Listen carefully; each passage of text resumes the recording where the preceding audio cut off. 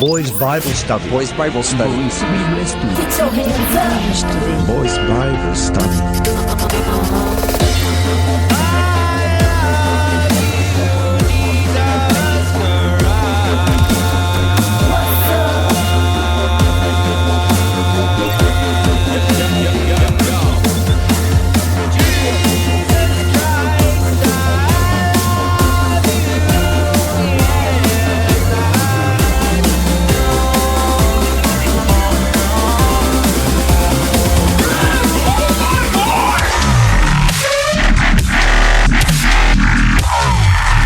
And some department stores even tell employees to avoid saying Merry Christmas. Why was Nightcrawler Christian? And why did they even make a one-off episode where Wolverine converts to Christianity and then never return to that again? I don't know. Well, in the X-Men cartoon, because we're talking about the 90s X-Men cartoon. Yeah, and we got on this because I was asking if they ever talk about religion in the Avengers movies, because there was a man who came from outer space and killed half of the world's population. And then they were brought back from the dead by the good guys. And I'm just curious if it's ever brought up how, or if that conflicts with like the major world religions, or if there's just other religions that we don't have in our reality that worship people like, we kind of do have that religion in our reality of people worshiping Captain America and Iron Man. Yeah, but I'd say is so. that like in their movies? Do they like have a church, the Church of Spider-Man or whatever? They should. That would make sense. There should be cults around each individual superhero. Yeah. Actually, traditionally, Storm is treated as a god. She's hot. Yeah, she's hot and she can control weather, so makes sense. Other women are She hot. basically is a All god. women are hot. That's my pro-feminist take. All Wow. women are hot. Yeah. That's a good take. So why did they do the Christian episode? And why was Nightcrawler Christian? In the cartoon, Nightcrawler from the beginning, I think they find him in a church, and he's makes it clear that he's like deeply religious. He's like Catholic without saying it. He's like a secular Catholic, but he's like, oh yeah, because he looks he's like a devout demonic. secular Catholic. Uh-huh. And they, yeah, I vaguely remember that he's like that his whole thing, his like flaw is that he looks like a demon, but he is actually a proud believer. He's like He has one of Cassiel. those "He is greater than I" bumper stickers on the X-Men plane. Yeah, right.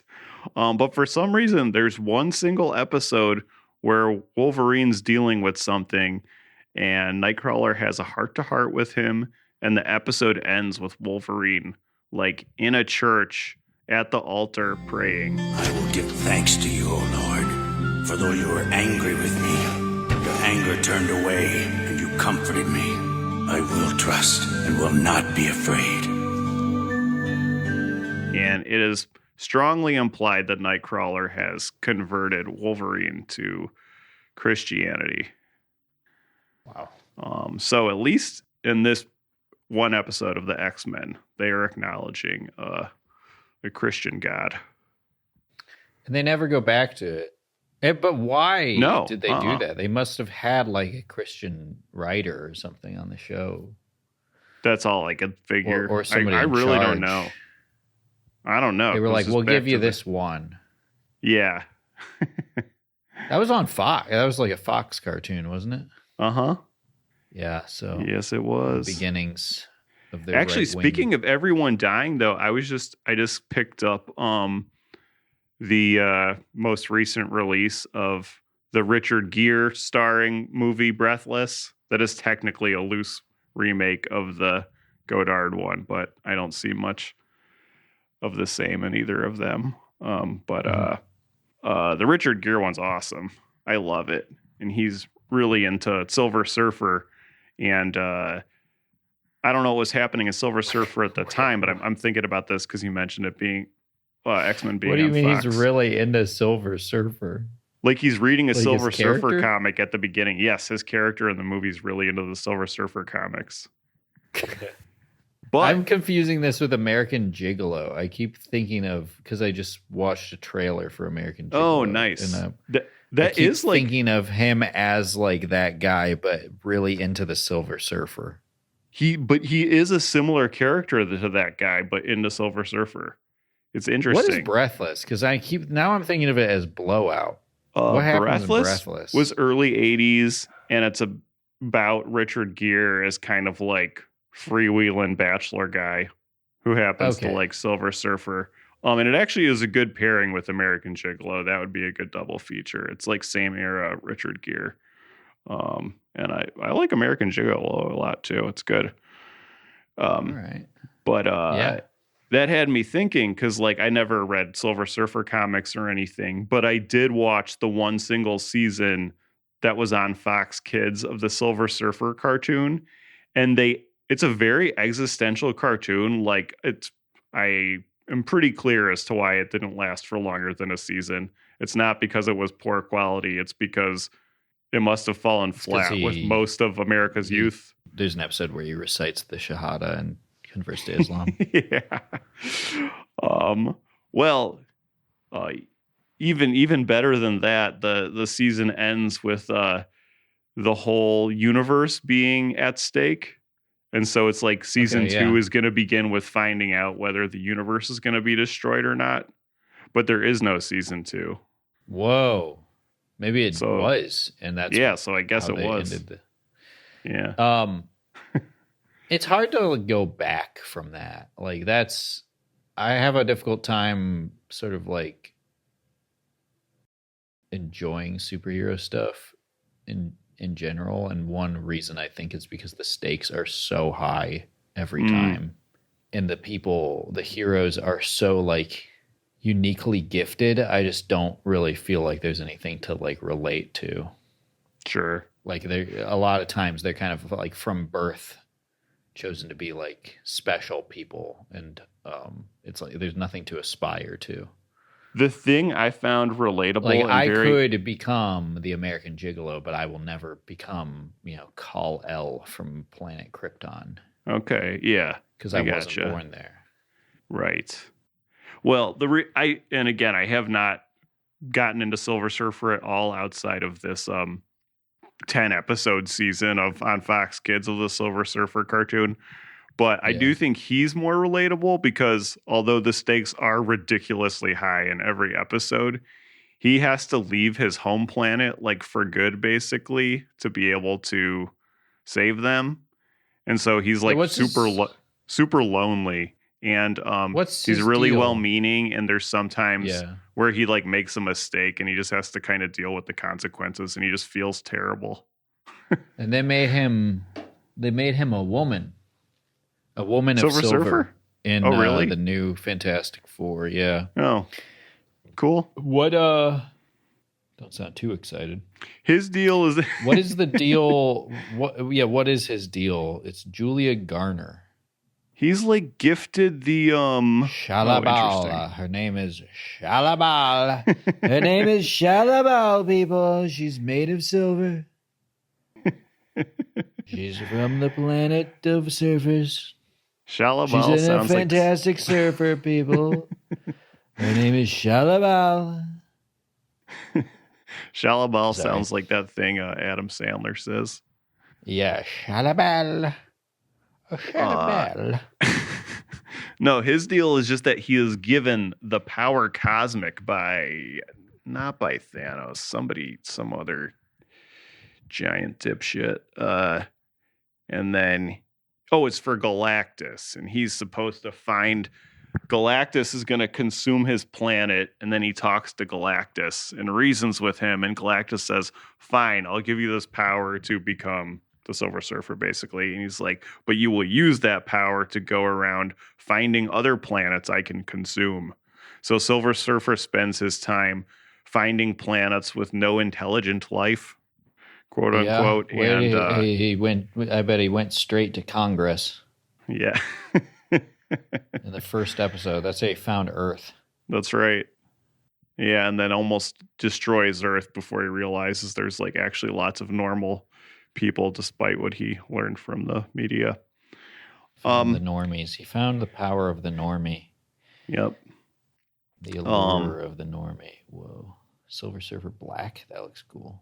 Sorry, I Googled Silver Surfer. Yeah, but that's the deal. At least in this one season of the cartoon that I watched. And I thought it was like something, he was a character who was far more relatable to an adult than to any kid. So I can only imagine how bad the ratings were for it. Why anyway, does great show. he or she ride a surfboard? I guess is the question. That's just what Galactus gave him, if I remember correctly. Kind of cool. Yeah. Pretty cool. Better than like a fucking, I don't know. Spaceship. Prius. Yeah. That's true. Better than a Prius. No, Better I than would roller love to have a Prius, skates. don't get me wrong. Silver roller skates. Yeah. Everyone thinks he's gay. Yeah. He has the silver handkerchief in his back pocket. That's right. Like some mercury poisoning. That means you like eating planets. If you, yeah, right. That's right. If you got the silver handkerchief. Shalabala. And I don't know if anywhere in the comics does he come into like angels or actually, you know what? In Silver Surfer there are the Watchers. He's kind of like the angel of death or whatever. Yeah. Like if he comes to your fucking planet, it's like you're done for. And there are the Watchers in Silver Surfer, which is that goes back to my recent reading of the Book of Enoch, because there's the certain angels that are considered the Watchers. I don't know if that's where they got it from or not, but. Oh yeah, there's a Silver Surfer video game that's like very, very hard and has a really good soundtrack. Oh, interesting. And let's see, is there a Silver Surfer Christian Silver Surfer? Christian media that maybe we can watch? He's a fallen angel. Silver Surfer I have is? no idea. I'm kind of like into this. I feel like he's now. a risen he looks angel. Really like, fucking. I never realized how fucking cool he looks. Yeah, silver. A man made of silver. Silver man. He's silver for an amazing reason. Silverman. Yeah, Jewish too. Yeah. Mm-hmm. Yeah. Maybe not any media, but maybe we can find a lengthy YouTube video to discuss about why Silver Surfer is Christian. Oh, that's good. That would be a good account to start, actually. Maybe we should pivot with our podcast. We'll just do breakdowns about why every single liked hero in fictional history is Christian. Why did you send me this thing of the memorial thing? I've already forgotten. Oh, I got this in the mail. Oh, wow. I don't know who this is. It was my address, but it was to a person who doesn't live here, but I didn't look at that before I opened it. And it wasn't for the people who previously lived here either, so it would have been at least one other family ago. Isn't that crazy? And they sent this like chain thing too. It's like a little what is that? Broken chain? So listeners, this is some memorial thing for somebody named Joseph Gioia, R.I.P. Yeah, sorry if you're listening to this and you knew him. Sorry you had to find out this way. Yeah. In between talks of the Silver Surfer and that's right. the movie we watched. But by the way, your loved one passed away. Yeah, by the way. And they picked a really weird picture to put of him on the front of the pamphlet. I'm curious about this broken chain message, though, more than you're right. That is a weird pic for a photo. They didn't have a better one? It's like he was peering into him. the camera lens and was like, what does this thing do? Yeah, it's cool. He's just wearing a white t-shirt. I like this guy. He's a man of the people. He looks nice. I don't know anything about him. We little knew, broken chain, we little knew that morning that God was going to call your name. In life we loved you dearly, in death we do the same. It broke our hearts to lose you. You did not go alone, for part of us went with you the day God called you home. You left us peaceful memories. Your love is still our guide, and though we cannot see you, you are always at our side.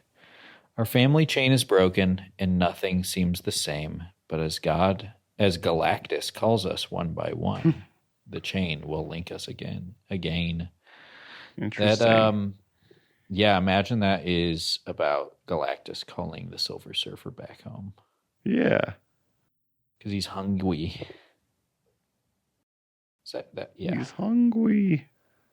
In loving memory of Silver Surferwitz. Silver Surferwitz. I never thought of a family as a chain that you're stuck to. Trying not to break. I mean, maybe it's a very dysfunctional family and he's the only one keeping them together. Yeah. I hope it wasn't sudden. I mean, that it was a sad. If I die an untimely death, write a happy poem, please. Okay. Something like Ding Dong, the Witch is Dead or something. All right. I will. And, yeah. Put me on a surfboard. Actually, catapult me into the sky.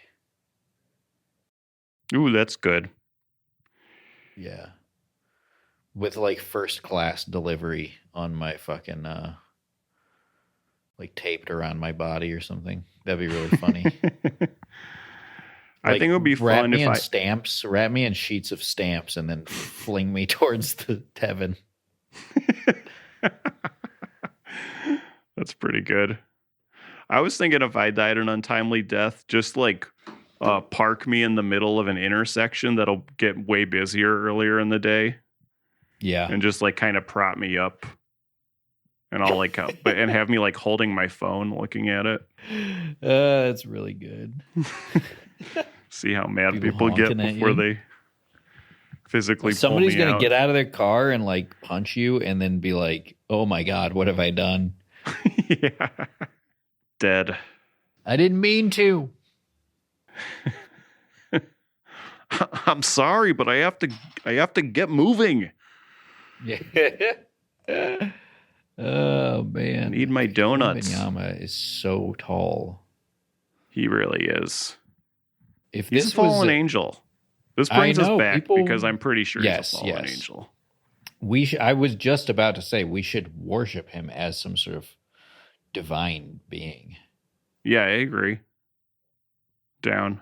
Cult of Wembayama. So we did, I believe we had this exact same discussion when we discussed the original movie in this, I don't want to say series, but there's two of them. Wings of Desire. That's right. Yep, we are talking about the sequel to Wim Wenders' 1987. Yeah, because this is 6 years later. Wings of Desire. The sequel, which we watched for this week, is called Faraway, So Close, from 1993. Also takes place in Berlin after the fall of the Berlin Wall. And we revisit the angel Cassiel this time, in what was a very much different. Started out relatively similar, in my opinion, like not as quite. They didn't quite nail the original, but then it became very quickly evident that this was trying to be something very different from the original movie. This is a post-Reagan movie. The other one was a pre-Reagan movie. Yeah, this is. I guess I don't really.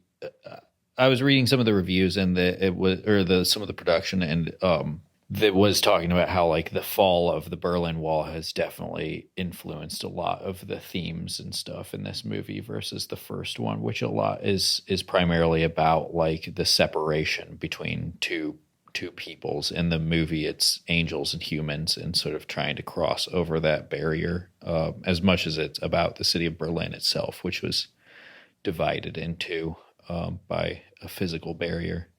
In this one, that barrier is gone, and Berlin remains a very interesting, eclectic place. I really want to go to Berlin now after watching these movies. This looks I know, awesome. me too. Want to meet Peter Falk?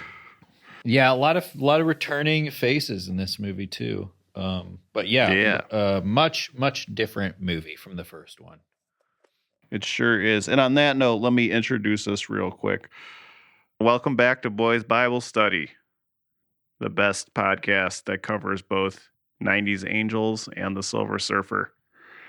I am Scott, and I am here with my co-host, Julian.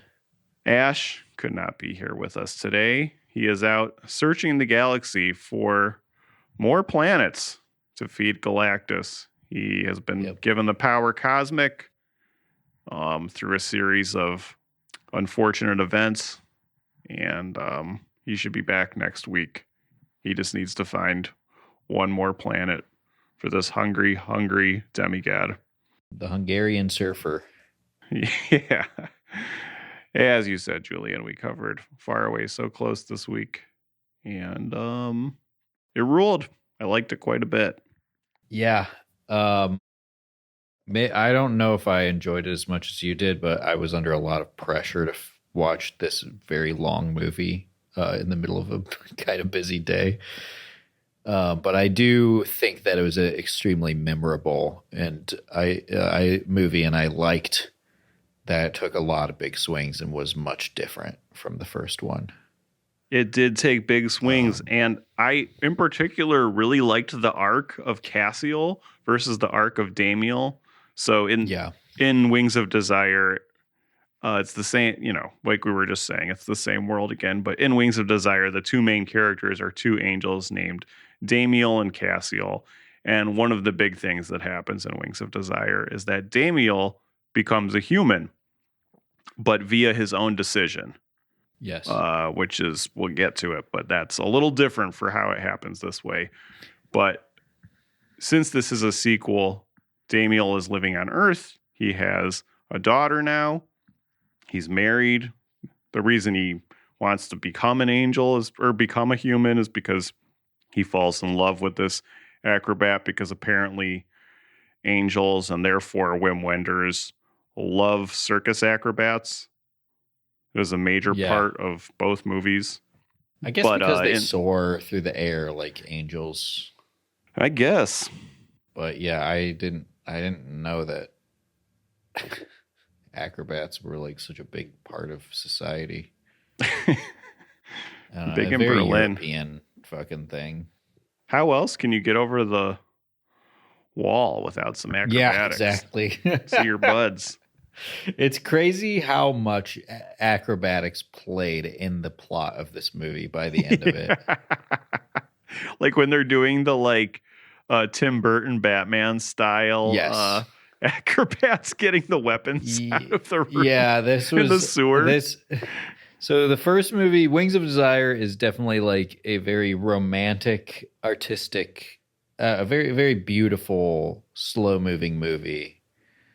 That is very poetic. About love and life and the city and stuff, and what it means to be human. And this movie was much more of like a lighthearted romp. It was very frequently shifting genres.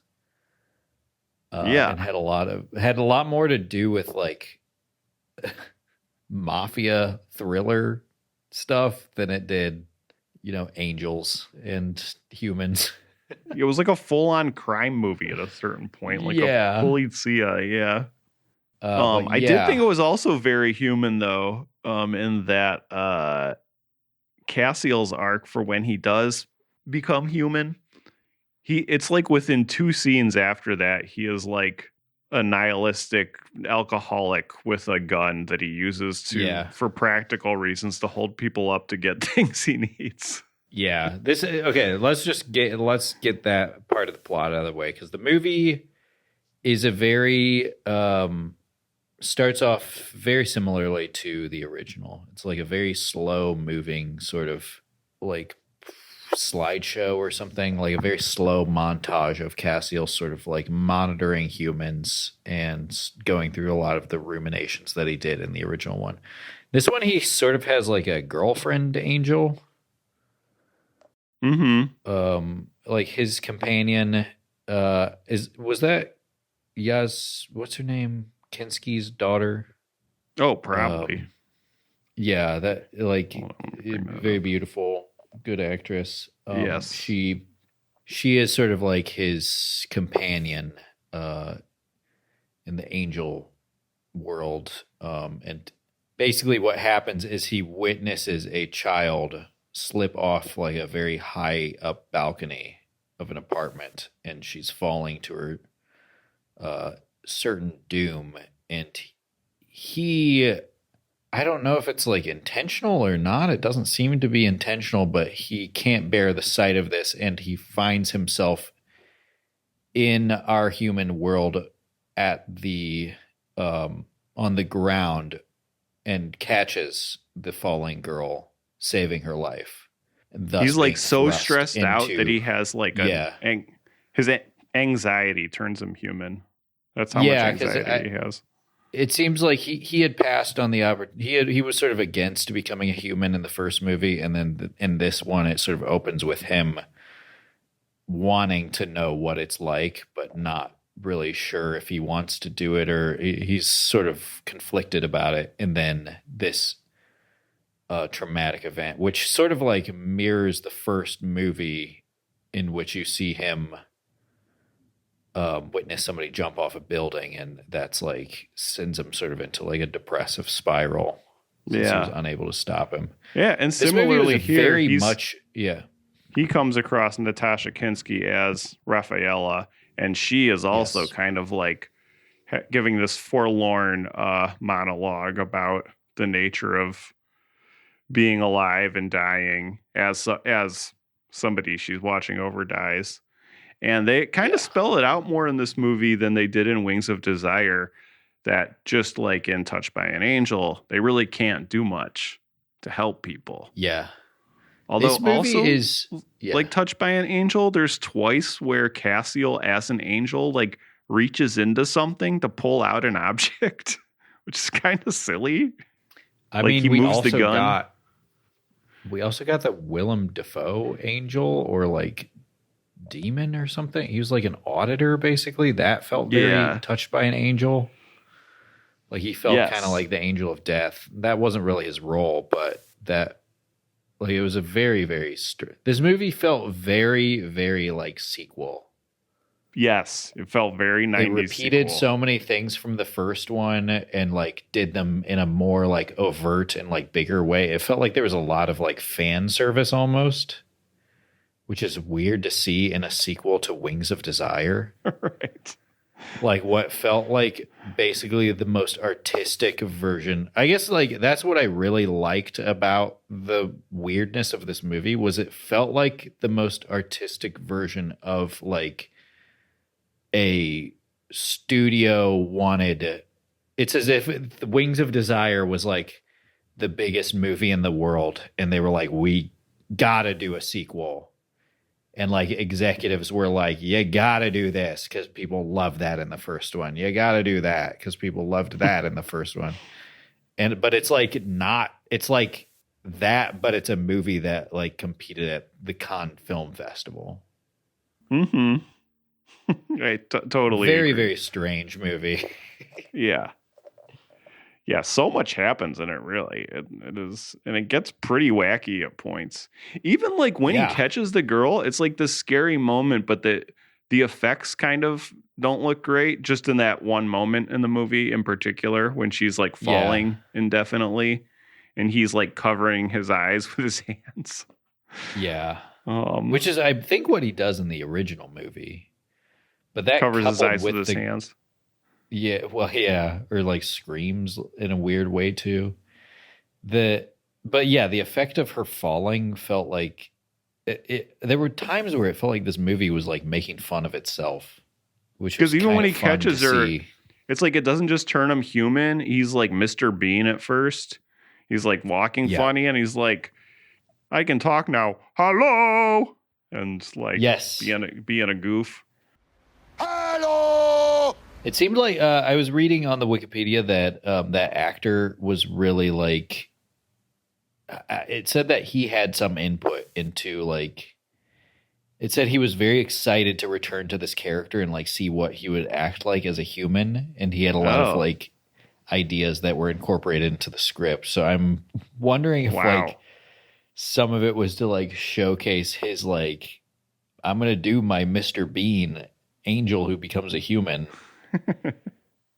Because there was a lot of that where it was just like, so much of this is like a really goofy version of the first movie. Like almost like that guy had seen Wings of Desire and was just like, well, I would have done that differently. Right. And then got like, his chance.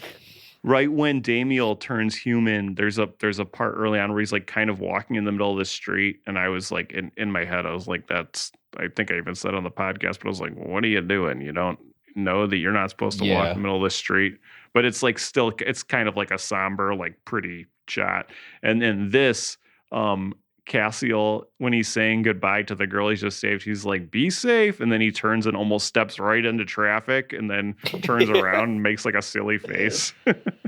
Yeah. Whoops, almost died. It's very unclear what similar to Touched by an Angel, it's like very convenient what the angels do know and don't know. And it really changes depending on what the story needs. Like these angels have theoretically monitored humanity through all of time. Yeah. Which maybe makes it a little confusing how like society rules and stuff change, but it's not like they're living in a fucking like cave. No, they're out and about every day. Yeah, it's like you should know, you know, the laws of traffic and stuff by now. You'd think they would have picked up on a little bit more. It just seems very selective, the things that they do understand and don't understand about human society. Or like how many times... Which is why, you know, they had to introduce Gloria eventually to sort of like explain away the fact that give us a new character who doesn't know anything about human life to like basically take all the ignorances of all the characters and put it into one person. Yes. Touched by an Angel season 8. If this Faraway So Close is the sequel version of Wings of Desire and is like bigger, goofier, like a lot more happens, then like Touched by an Angel season 8 is like the next thing. Yes, this felt way more like a Touched by an Angel than like an actual episode of Touched by an Angel. Even how Willem Dafoe is used, it seemed like that is how they would actually use Willem Dafoe on Touched by an Angel. Yeah, what was his... So Cassiel has become human, and he's sort of getting used to life as a human, and it leads to him reconnecting with some of the characters from the first movie, but then it also leads to him becoming like a homeless alcoholic. But throughout that, we have Willem Dafoe's character who... I'm not gonna lie, it was hard for me to pay attention sometimes during this movie because the plot was so all over the place and it was very slow. Yeah. So I think I maybe tuned out during some crucial moments. Like, what did they ever really explain who Willem Dafoe was and what he did? I could like glean a little bit of it, but honestly, not that I could figure out. Okay, yeah, because my understanding was, first I thought he was like the devil or like a demonic presence. But then it kind of seemed more like he was like monitoring Cassiel's like human existence in order to bring him back to being an angel, because at one point I think he said that like he's not ready for this or like he's not meant to be here. Yeah. And it was sort of like waiting for him to screw something up so he could like bring him back to being a human. And Willem Dafoe ultimately comes up with the insane plan that leads to Cassiel getting killed and becoming an angel again. Yeah. Right. Which is also strange because it's like, I guess, the rules of humans becoming angels in Wings of Desire, it's kind of established that these angels are always have been angels. And in this one, I guess we get to see that if an angel becomes a human, it can become an angel again after death. Which seems like bullshit. Yeah. Then why wouldn't you become a human for a little bit? Just check it know, out. Then you could like kill you- yourself in a fun way, and then you're an angel again. Especially if you're like millions of years old. Yeah. Like, why not just become a human for like 30 years and then die? Or maybe longer than that, but... Why not? Be an alcoholic for a while. Go meet Lou Reed. It took away a lot of like sort of the impact of Bruno Ganz' character becoming a human in the first one, knowing that he's just going to become an angel again when he dies. It seems like less big of a decision if it's not a one-way trip. Yeah, what else? What are some of the hijinks that Cassiel gets into? Well, first of all, when he's still an angel, he sees some like teenage troublemakers, I guess, hooligans, who are trying to do some kind of transaction where they're leaving a gun for somebody, but then he takes the gun out of their backpack and puts it in a different spot so that he can go back and get... I don't even think he was going to do anything with it, but then when he becomes human, he's like, I'm going to go get that gun. Yeah. So some of the hijinks is just him holding people up to get things that he needs. Like once he's an alcoholic, he goes to like... He's like, this guy's like, this isn't enough money. You can't buy anything with this. And then he's like, all right, then you're now being held up at gunpoint and I'm going to take this one bottle of liquor.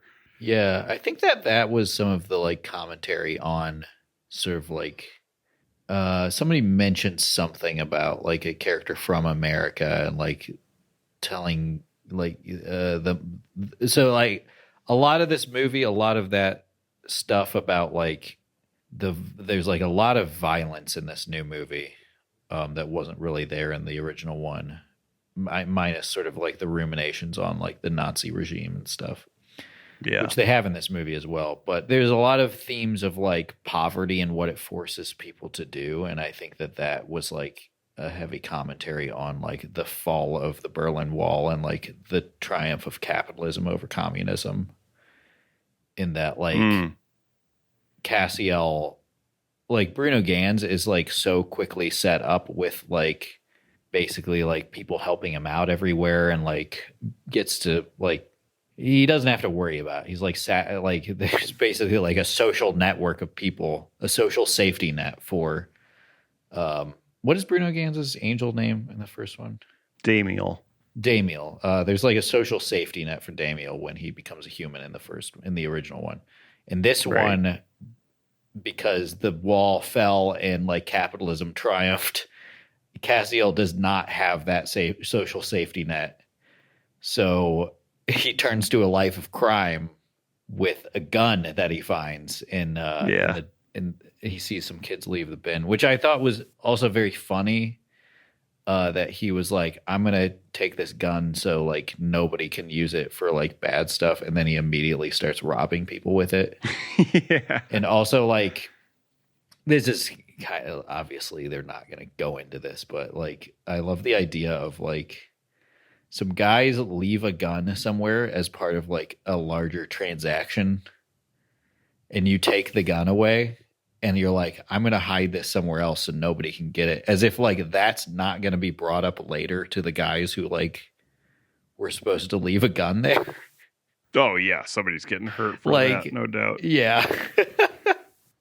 It's not going to work out well. There's just another angel somewhere like wringing their head being like, I can't do anything. Yeah. Covering their eyes. I wish I could help. I got to find a gun to put back.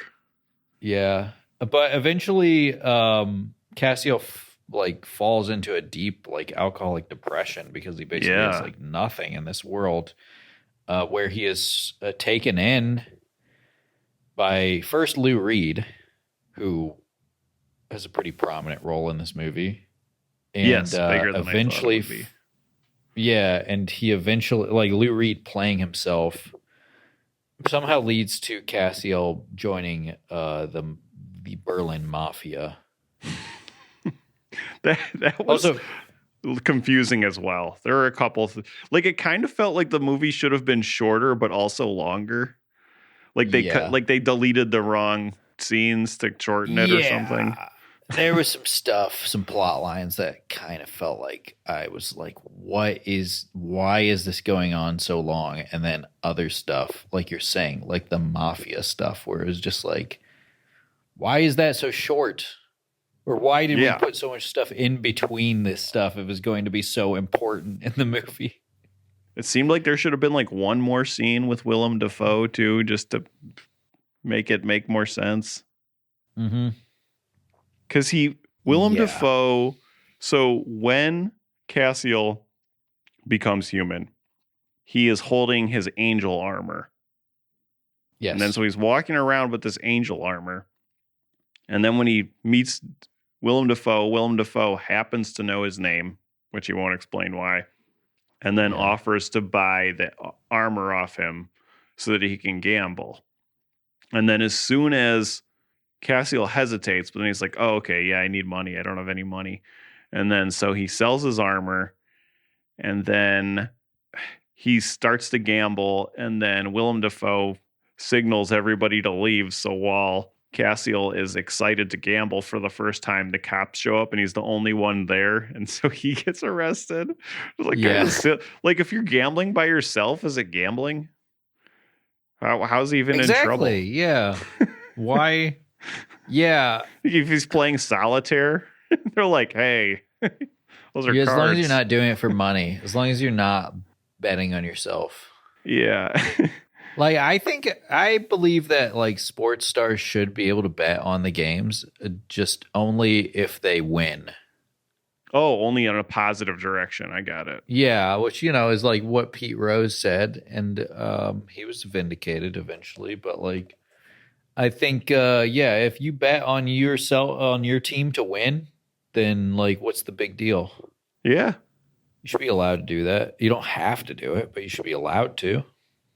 Okay. Yeah, not like the Jonte Porter way or the Terry Rozier way where it's like... No. I don't think you should be able to bet on like... I forgot how to play basketball. Yeah, not on like... what do you call that? Prop bets or whatever. You can't bet on like... I don't think you should be able to bet on yourself to score like, 15 or more points. Even if you take the over, because like... You could be fucking with that outcome of winning. Exactly, yeah. You should only be allowed to bet on if your team wins. Because ultimately, that's all that matters. Right. Okay. Sold. And what are you going to do? You're going to tell your friends, like insider trading, be like, I think my team's going to win tonight. Right. Yeah, I think we're going to win tonight. Why don't you go ahead and make that bet? Uh-huh. That's funny. So he gets taken to the police station because of gamble. I guess he's betting on himself.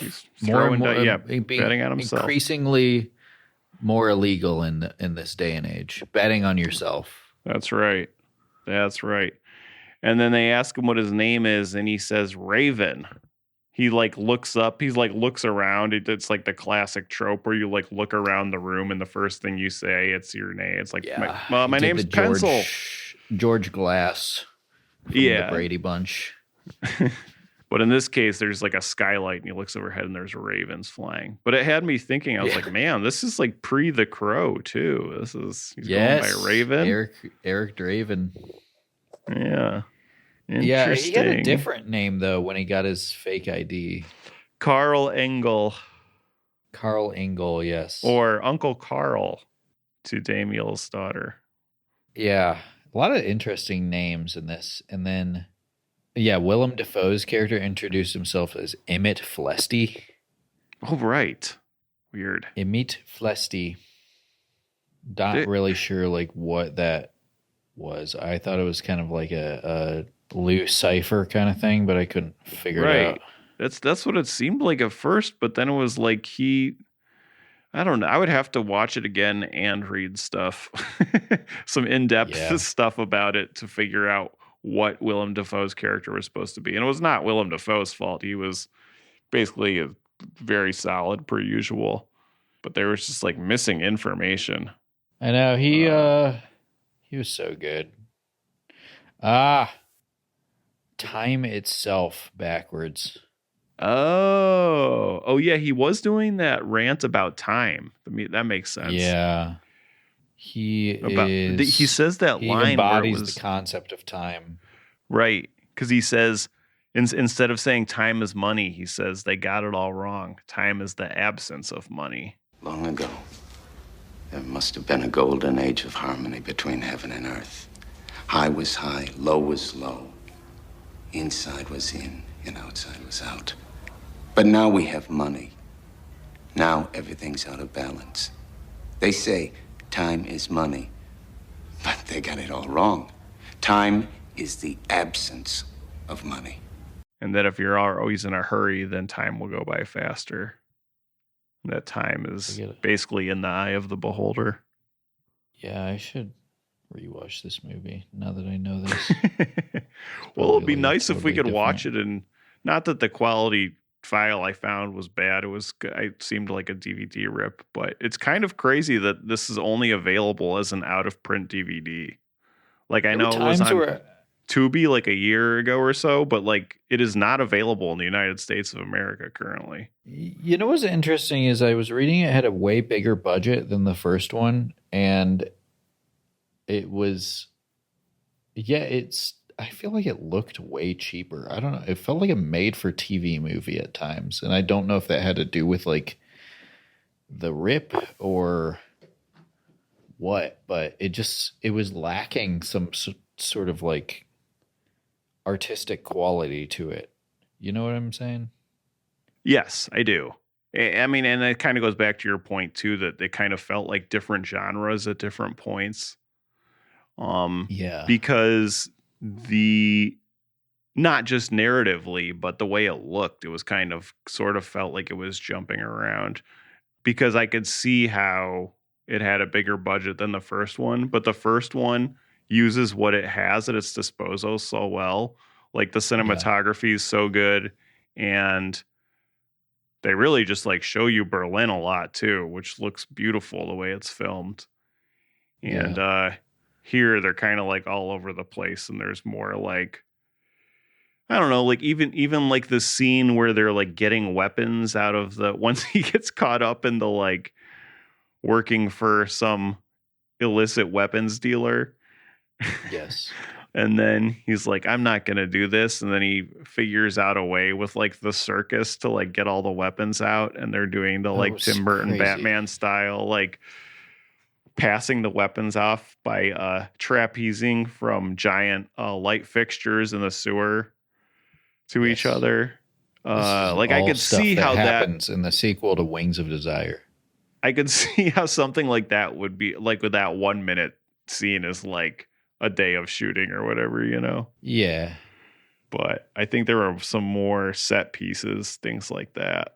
So I could see how it's more expensive, but I agree. It does look, it looks cheaper, which actually reminds me, I saw what turned out to be a Lifetime movie after I watched it, because I found this DVD randomly within the past year at the thrift store, about mountain climbing situation that was based on a true story, where a team of mountain climbers go up and then they like meet this Russian team, and the Russians don't have enough stuff, and then they don't make it back.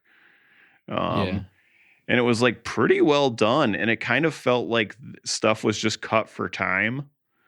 But it was like, you know, shot on film, like in the mountains.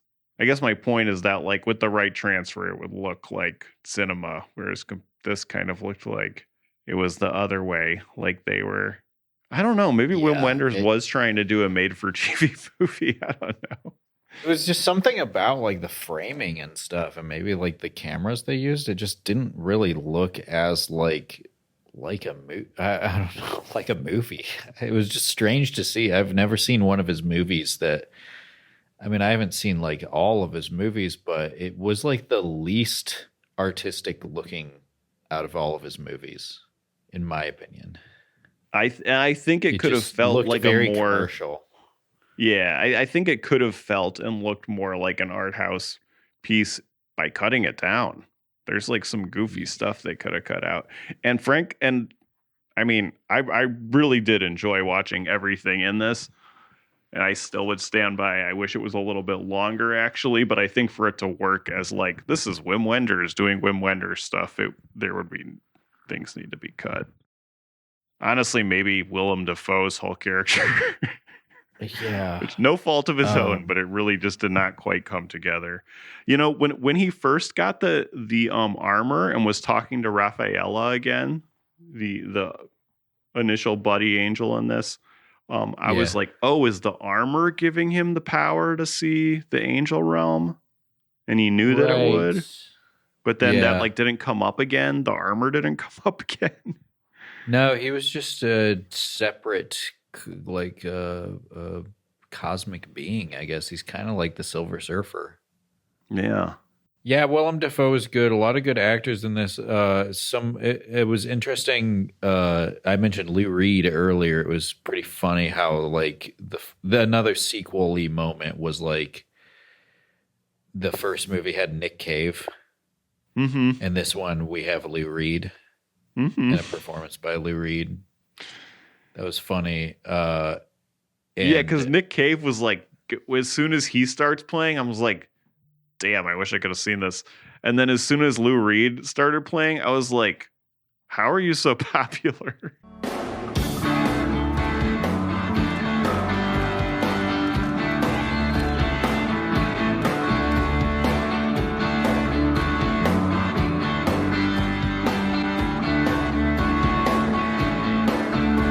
Why can't I be good? Why can't I act like a man? Why can't I be good and do what other men can? Why can't I be good? Make something of this life.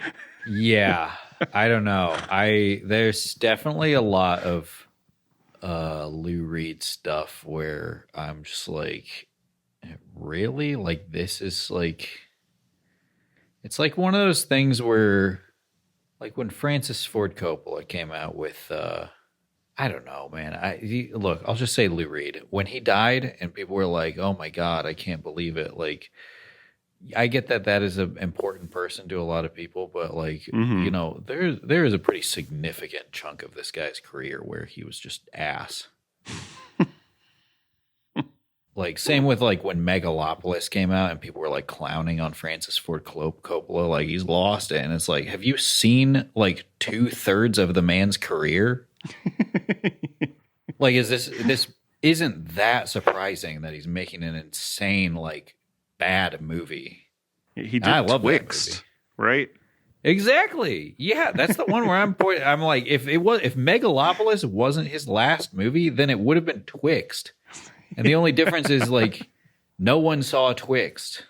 Like, yeah, what I never do you even care? saw that come up in any of the reviews about Megalopolis, the confused reviews of Megalopolis. People are acting like this is his first movie since like The Godfather 2. And it's right, like, right. Did people already forget that he did The Godfather 3, which is like universally reviled movie? Like, where I never is saw this The coming Godfather from? 3. I got to see it. I've seen clips and it looks insane. And I'm just like, I don't know where people are getting this. You know, it's like the myth that we build of like a creative person when we're removed from their glory days. Like you just start ignoring them and only thinking about like the good stuff. And it's it's not like their fault, but it's just, it's not like, oh, these people should be like criticized when they pass away or return from like a long absence or whatever. But it's kind of just like this weird, like, it's like celebrity culture where these people are like angels that walk among us and we like view them as like infallible and like all this stuff. And it's like, yeah, case in point, the fucking performance by Lou Reed. It was kind of just like, you've come a long way from like Venus and Furs. Yeah. When he does see Cassiel again, this is post-concert, and Cassiel has been sleeping under this statue of a man on a horse. And Lou Reed finds him and is like, oh, it's you. And then he's kind of like more or less is like, nothing matters. And then Lou Reed's like, come on, you can do it, and gives him $1, $1. I saw your concert. Why can't I be good? I swear if I knew, I would tell you. Come on. You can do it. That's like, this is supposed to pump him why up. we You're tore the down the great wall. Lou Reed. Yeah. Right. That is why we tore down the wall, so we could replace their nasty communism with jelly beans. Charity.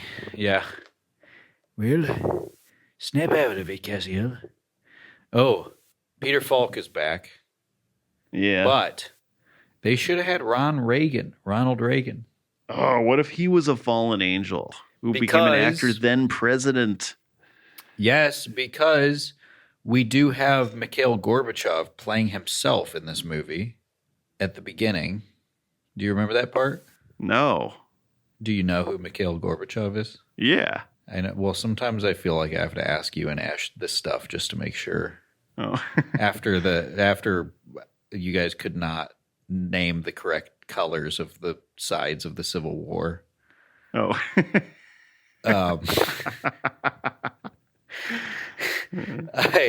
Yes, the former prime minister of the Soviet Union, Mikhail Gorbachev, plays himself at the beginning of this movie when Cassiel is like overhearing him writing his like memoirs or something.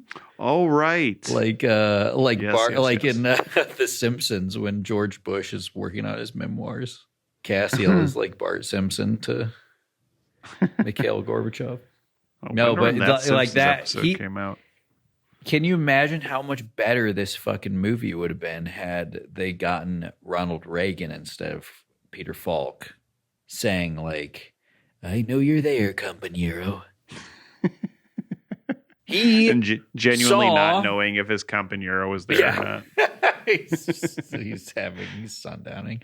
Here's the thing. Ronald Reagan was an angel. We'll call him Romulus or something. Okay. Romulus was content being an angel until the jelly bean was invented. And he saw that and he fucking ditched that armor so fast. He flew straight to Earth. He took the plunge by taking over a plane and just driving it straight into the Earth.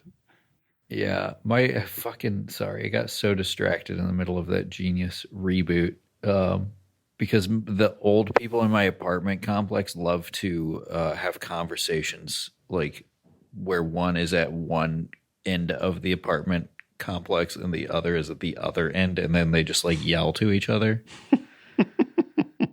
Which is very like, "Hey Arnold," kind of fun sometimes, but I also like never know if somebody's like in a fight or if they're like having a like nice conversation.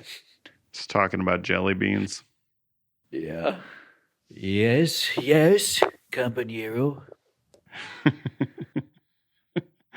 I like this idea a lot. Have him wax philosophical about the jelly bean and why that is a some divine taste that they'll never experience as angels. Right.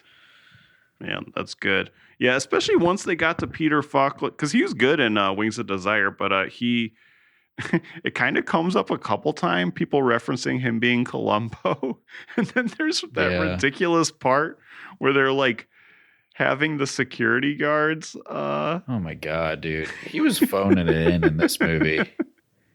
He was great in the first one, but I think he did. I got the impression that he didn't really want to be. This is just yet another like sequel moment in this. It kind of felt like they just got him for like an afternoon and had to shoot all his stuff real quick. It did feel like that because even that scene was like the same scene as in the first one where he like puts out his hand to nobody and is like, yeah, okay. So the problem is like sometimes with these sequels, like when this came out, it was 6 years since the first one. Yeah. And it was like a time when it was nowhere near as easy to rewatch movies after you saw them. I I do want to give this movie some of the benefit. There, it's weird to watch these two movies like so close to each other when that was definitely never meant to be the intent of how it was. You could have gotten this how at they the were video seen. store at this point, though. You could have gotten Wings of Desire the same day. I guess so, but that's like kind of a novel thing. Still at that time. By 93? Maybe not. I don't know. Nah. Well, you're a little older than I am, so Yeah, you could. I guess maybe it would have been easy to. Maybe they just didn't really think about that. Like fan service, relatively new concept. I don't know. It was just so I keep saying that, but it was just really weird to like for this type of movie made by Wim Wenders. I know it really is a proper like weird 90s sequel, like blockbustery sequel. Yeah, the in first style. time you see him is like Peter Falk has like a gallery opening in fucking Berlin where he's like talking. He's literally saying the same stuff from the first movie. Mm-hmm. Where he's like, I suck at being an artist. Suppose you could really draw. Suppose you were a real artist. Oh, boy, wouldn't that be something? And then a bunch of people are like, you're an amazing artist. You know that. And then it's everybody just recognizing him as Columbo. And he uses his like celebrity to help with this arms heist. Very Columbo strange. is apparently huge in Berlin. Yeah. Honestly, I feel like that's one of those like weird cultural things where like, yeah, he probably is. Like maybe that's one of the few shows that made it to like East Berlin. Because how else would people recognize him in the first one? Yeah, it must have made it. It's dubbed in German subtitles. I don't know. Yeah. Oh, that's crazy. I wonder what German Columbo sounds like. Und one more thing. Und once more thing. I watched Django for the first time in a while the other night. The Tarantino or the original? No, the original one. There's a bunch of remakes of it. Tarantino's is just the most popular, or not remakes, other stories with that character rather. Yeah, well, he's not even really the same character, right? Isn't the original Django like the guy with like a coffin? Yeah, which is awesome. Yeah, it like opens with it's Franco Tarantino Nero. one just has the same name. They're not in both westerns. They're not really like right. And the other Django movies too are just kind of like idea of this type of character, basically. Yeah, but in it, I've seen Franco Nero in lots of stuff of various genres, and so I watching it with the English dub, which is how it's like intended to be seen, basically, was just kind of jarring. I like forgot how I don't know. He's like a really good actor. It's just weird to have a different voice come in. Yeah. And, same thing. I wonder if it's the same as with Columbo in Germany. I wonder what he sounds like, to your point. Because I was like, Dude, that's not what Franco Nero sounds like. Django is good, though. It's a good movie. Like the fucking just him carrying a coffin around that has like a huge gun in it. That's so cool. Yeah. Yeah, he's a fucked up dude. Yeah. So, well, let's talk about what the plot. Let's wrap up the plot. Do you mind if I grab another drink, actually? Oh, no, go for it. Hold that thought real. Actually, I'm right here. Yeah, interested. Yeah, it would have been cool if Cassiel was dragging around a coffin as well with his little pistol in it, and a bunch of jelly beans.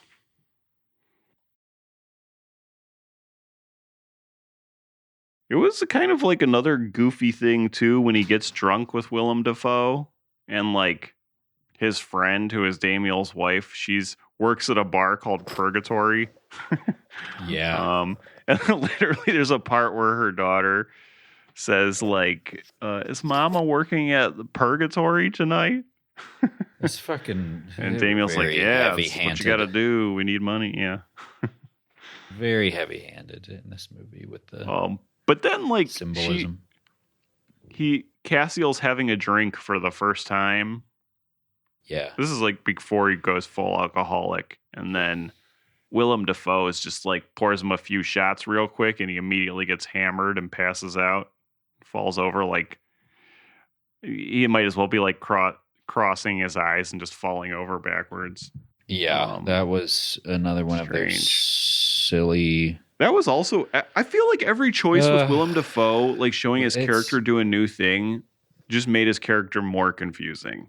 Like it wasn't fleshing out his character. It was like stretching out his character. Yeah, I mean, so much of this movie was just stretching stuff out instead of like refining the story. Yeah.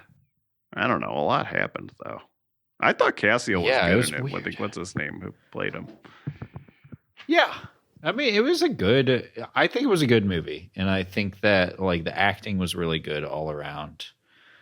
I mean, Peter Falk was maybe the weakest point, and he was still great in it, in my opinion. Especially after. I was just going to say my issues were it was just kind of aimless and like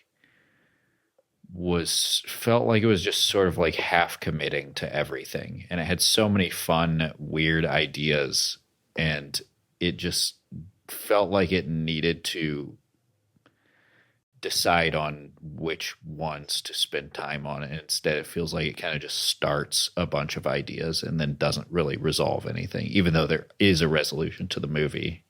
Right. No, that's true. It felt very like tacked on. Yeah, it's like with what we were talking about earlier, how Cassiel's character was really into the character, and so they used some of his ideas writing. It's like he was like, what if my character did this? And then they just didn't figure out a reason for that to make sense in the plot. Like, for example, one of the things that happens with his gun is he's just like sitting in a parked car looking at it, and then he just like shoots it, and he looks up and he's shot a man. He did. Willem Dafoe shot that guy with a crossbow. Oh, really? Yeah. The movie was so slow at that point. It felt like if you looked away for like 30 seconds, you were either going to miss nothing or miss the most important part of the movie.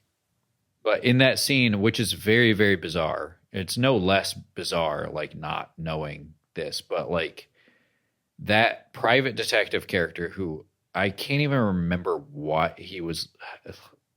I know what he was looking for, but I can't even like, I don't really know the details. He's like trying to find somebody's family, and it's like connected to the mobster guy. But that guy is like, snooping around a garage that Cassiel is sleeping in. And like you said, he's got his gun resting on the wheel of this car that he's sleeping in. This detective this private eye is looking around, and Willem Dafoe's character shoots him with a crossbow from in hiding. And the noise of the crossbow wakes up Cassiel, and he thinks he has shot this guy in the chest with his gun on accident. But it was actually Willem Dafoe's character killing this guy, which I did miss him killing the guy. I missed Willem Dafoe doing that. I must have been looking down, taking a note, because I was like pretty into the movie. Well, it's like wait, it didn't look like he just shot him, but then he thinks he shot him. Or maybe that was like his way. I mean, it was very strange because there was no arrow in the guy or anything, but it like, right. From what I saw, he shot him with a bow and arrow, but I'm wondering now if it was like even more like touched by an angel, like this figure of time was basically like, it's this guy's time to go. And him shooting the arrow was like symbolic of Cassiel shooting the guy with the pistol. Because it's a very loud noise, but it's very, very weird. Like that only made it more confusing what Willem Dafoe's character is supposed to be. Fascinatingly confusing. But then Cassiel's like kind of like trying to like, he's like holding the guy as he's dying, and the guy's kind of like, oh, this is what that's like. Not bad. And dies. It's just kind of interesting. Yet another strange tonal shift in this movie. Right, so many strange tonal shifts. One thing that was cool in the movie, lots of things were, but at some point somebody uses a VHS tape and like unrolls the tape to like use it as a fuse. That was cool.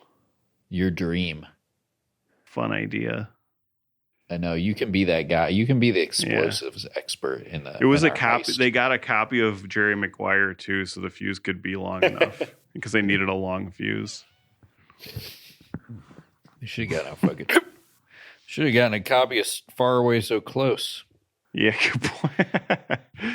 Yeah, that might have to be a two taper. I don't know. Yeah, back in the Pretty day. long. Maybe not. What were the Long, two tapers back in the day? Schindler's List was one. I remember that much. Titanic, yeah. That's really the only two I can think of off the top of my head. Maybe like Lawrence of Arabia. I was literally just about to say that. That's so weird. Synchronicity. Lawrence of Arabia on VHS and 4:3 as it was meant to be seen. Yeah. But I think I watched that on DVD the first time I watched it. I'm trying to think. Now I'm thinking of what are some of the first DVDs I ever saw. And I think one of the first DVDs I ever watched was Entrapment with Sean Connery and Catherine Zeta-Jones. With the famous laser wire. Or not wire. The laser like scene where she's like sneaking through the lasers. You know what I'm talking about? Iconic scene. I mean, I know about that concept. I haven't seen Entrapment though. Yeah, very sexy movie. Double Jeopardy with Ashley Judd as a woman who's convicted of killing her husband after he fakes his death, and then she gets to kill her husband as revenge because she can't be convicted of the same crime twice. I think those are the two first movies I ever saw on DVD.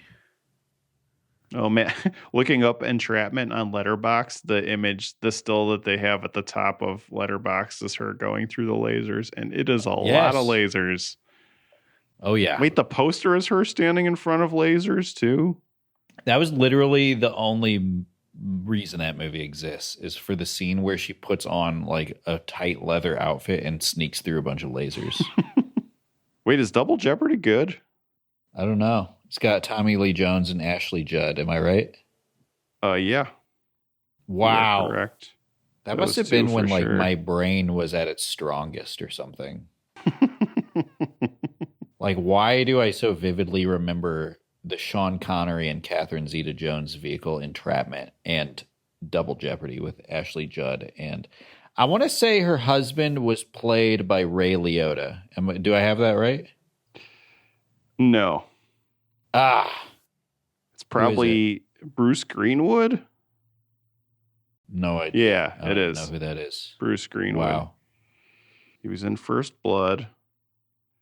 Oh, he plays John F. Kennedy in 13 Days. He's a Canadian actor. Ridiculous. Here's my impression of the Zoomer brain rot or Gen Alpha brain rot JFK.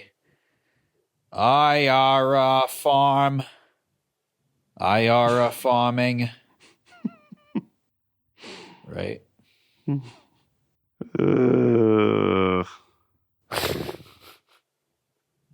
How's this movie end? Let's see. Cassiel wants to give up a life of crime. He wants to give up his life of crime, and then his old mob boss, his new old mob boss is like, "Come help me," and he's like, "I won't." And then he's like, or maybe it's somebody coming in. Oh no, Willem Dafoe is showing up in place of the mob boss, right? And he's like, he hijacked the boat and took your friends as hostages. Hop on, Cassiel. You have no choice. Well, here's the thing. They get all of the... he comes up with this plot to get all of the arms out of Berlin, all of the guns out of Berlin that his mob boss has. Mm-hmm. Something happens. I don't know what the fuck happened, but like basically all the guns are on a cargo boat along with all of the characters from the movie are all on a cargo boat leaving Berlin. and everybody's happy. And then all of a sudden, Willem Dafoe is like, your friend's mob boss rival has returned. Which, real quick, the scene where he's about to get like cement shoes. Yeah. So bizarre. Like, that was fun. That was a fun, kind of funny mafia scene. And then, like, the way that Cassiel, like, fakes having, like, some sort of episode and, like, falls on the ground and then slowly, like, very clumsily grabs, like, a gun from the bad mob guy's ankle holster. Mm-hmm.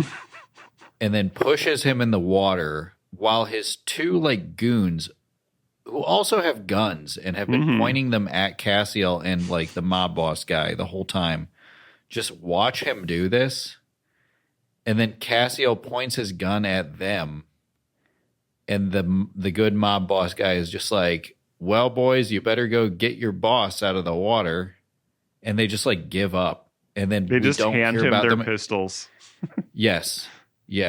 2 against 1, and they just give up. And then we don't hear about them again until the very end of the movie when Willem Dafoe is like, what were you planning on doing? And Cassiel's like, I was going to, like, relax and just, like, maybe start a family. And Willem Dafoe's like, well, too bad, because the bad mob boss is back and he's hijacked the boat that has all of the characters and the guns from the movie on it.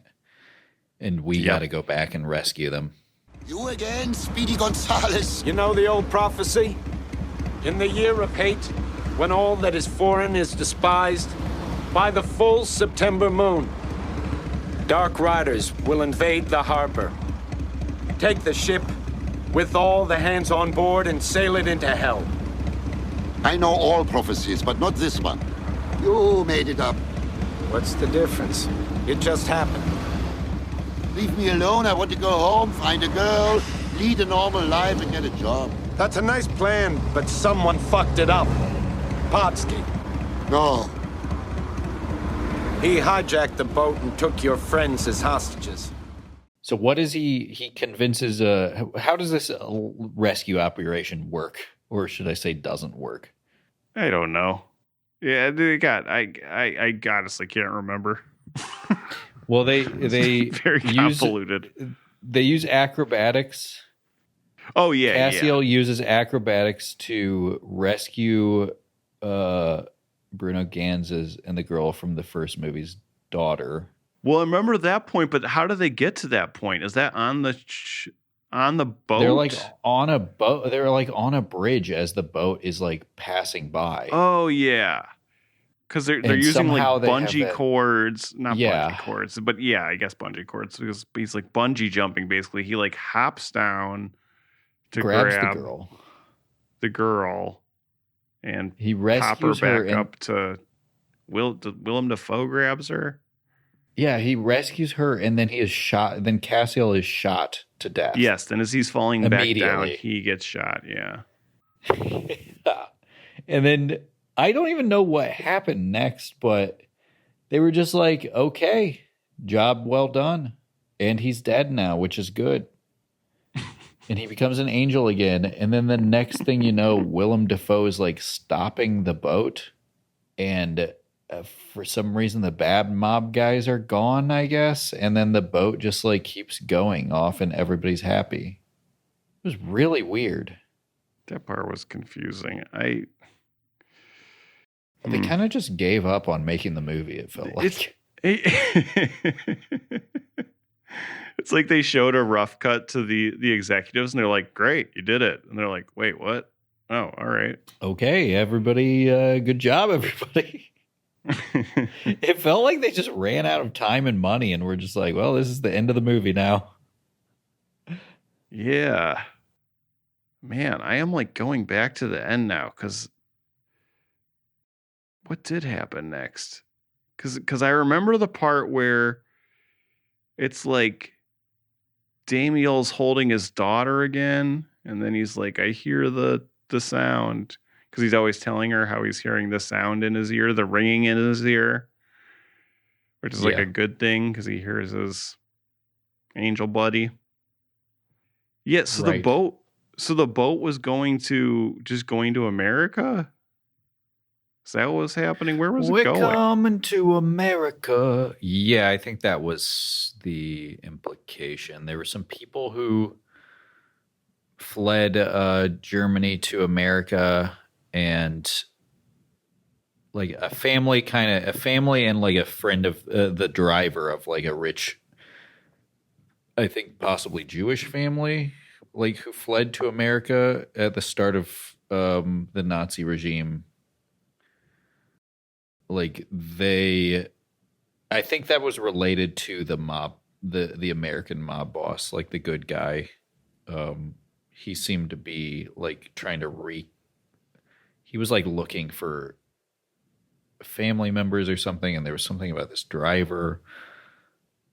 Like, I'm sorry, I know our job is to like watch the movie and talk about it, but this was a really hard movie to sort of like pay attention to the whole time. I challenge paid attention the whole listeners. time, and I took a lot of notes, and I am more confused now that we've talked about it. Yeah, okay. I challenge our listeners, if any of you think that we're doing not the best job of explaining what happened in this movie, I challenge you to watch this movie and then try to explain what happened less than an hour after you watch it. And yeah, exactly. You won't even be able to see it. So joke's on you. This is the best explanation you're going to get. Dang straight. This could very well be the only podcast in existence that discusses this movie. Sure. And we're going to press it to vinyl. Yeah, and next week we're going to be the only podcast that covers Entrapment, starring Catherine Zeta-Jones and Sean Connery. That's right. Catherine Zeta-Jones. Catherine Zeta-Jones. She went through the wires.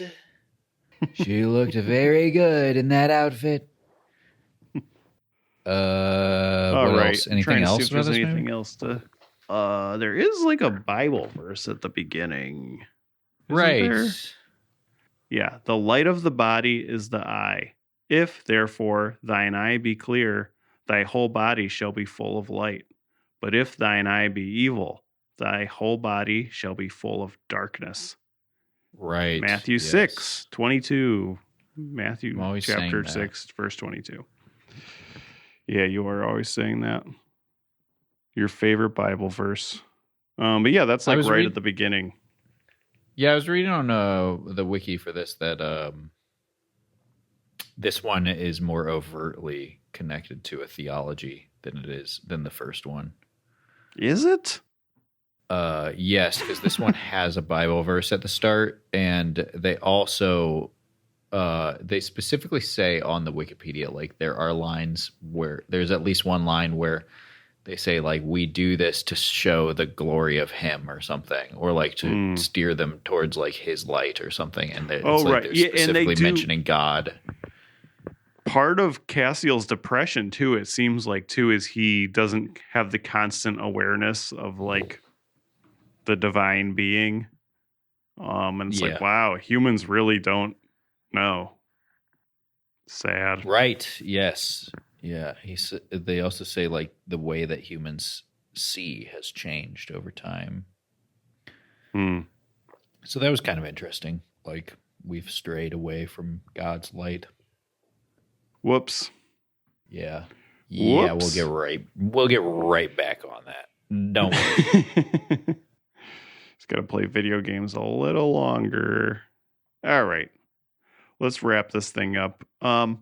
Before we give her ratings, two titles I had for this that I thought would have been better is Wings of Desire, 2 human, like number 2 human, and then over the end credits, instead of the song they had, White Zombie's More Human Than Human would play.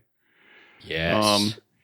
And then the other title I had Did you say was, while they're getting while they're doing the arms rescue, or while they're stealing all of the guns and stuff? No, just over the end credits, but that would be cool too. Oh yeah. Yeah, just 90s alternative stuff in general, because it's like a big sequel. The other title I was thinking was "Oops!" exclamation point. The day I turned human. That's a really good one. Kind of fits the vibe We of the gotta movie give this better. movie. We gotta give this movie the Mission Impossible 2 soundtrack treatment.